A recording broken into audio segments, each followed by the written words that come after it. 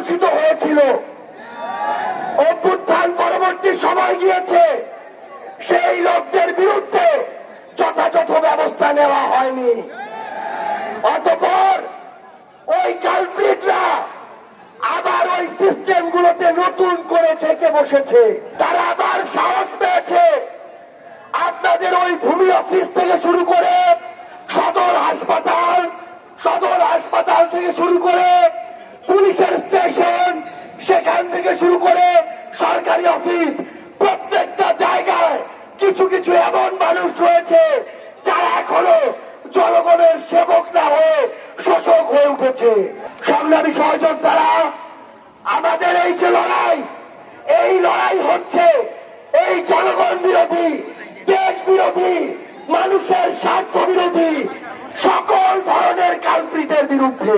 সংগ্রামী সহযোদ্ধারা, আমরা যখন এই নতুন লড়াইয়ে আপনাদেরকে সাথে নিয়ে নেমেছি, যখন ওই কালপ্রিট গুলো দেখছে যে আমাদের এই অগ্রযাত্রাকে কোনোভাবেই আটকানো যাচ্ছে না, তখন তারা বিভিন্ন ভাবে আপনাদেরকে আসতে বাধা দেওয়া শুরু করেছে।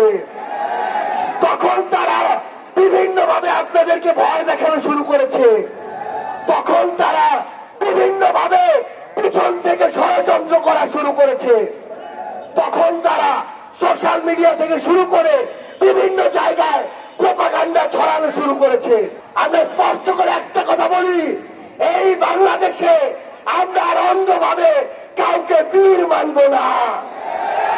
কেউ যদি 95টা ভালো কাজ করে সেটার জন্য ভালো বলবো, আবার যদি 5টা খারাপ কাজ করে সেটার জন্য তাকে খারাপ বলবো। একইভাবে কেউ যদি 95টা খারাপ কাজ করে তাকে যেমন খারাপ বলবো, 5টা ভালো করলে সেটাও ভালো বলবো। আমরা আগামীতে আমাদের এই বিবেককে আর কোন দল, ব্যক্তি, গোষ্ঠী, মার্কা, প্রতিষ্ঠানের কাছে আর বন্ধক দিব না। সংগ্রামী সহযোদ্ধারা, আমরা ভুলি নাই এই বাংলাদেশে 24শে জুলাইয়ে তার পূর্বে কোন কোন প্রতিষ্ঠানগুলোকে শেখ হাসিনা কিভাবে ব্যবহার করেছিল। আমরা ভুলি নাই কিভাবে কোন প্রতিষ্ঠানগুলোকে ব্যবহার করে বিচার বহির্ভূত হত্যাকাণ্ড ঘটানো হয়েছিল।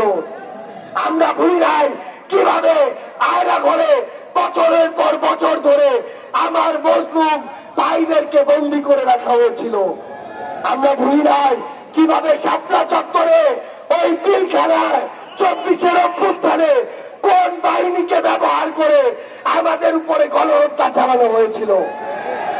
সংগ্রামী সহযোদ্ধারা, আগামীর বাংলাদেশকে হতে হবে সাহসের বাংলাদেশ। আগামীর বাংলাদেশকে হতে হবে সামনে এগিয়ে চলার বাংলাদেশ। আগামীর বাংলাদেশকে হতে হবে প্রতিরোধের বাংলাদেশ। আগামীর বাংলাদেশ হতে হবে অন্যায়ের বিরুদ্ধে মাথা উঁচু করে প্রতিবাদ করার বাংলাদেশ। শেরপুরের সংগ্রামী সহযোদ্ধারা, বিপ্লবের সহযোদ্ধারা, শেরপুরের আমাদের শের ভাই বোনেরা, আপনারা আজকে এই শেরপুরের উন্মুক্ত মঞ্চে একটা পথসভায় হাজার হাজার মানুষের যে জনসমুদ্র দেখিয়েছেন, এই জনসমুদ্র আমাদেরকে আজীবন আপনাদের জন্য লড়াই করে যাওয়ার অনুপ্রেরণা জুগিয়ে যাবে। আমার সংগ্রামী সহযোদ্ধারা, একটা জিনিস মনে রাখতে হবে, আমরা যদি ভয় পাই তাহলে সেখানেই শেষ, কিন্তু আমরা যদি রুখে দাঁড়াই সেটাই হবে আগামীর বাংলাদেশ।